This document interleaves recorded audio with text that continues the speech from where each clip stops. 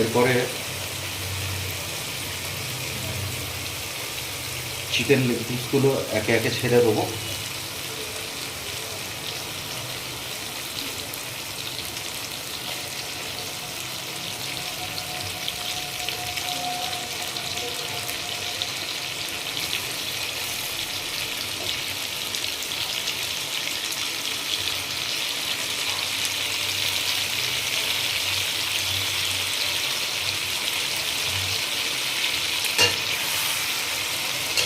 মশলার সাথে chicken leg পিসগুলোকে ভালোভাবে মাখিয়ে দেবো।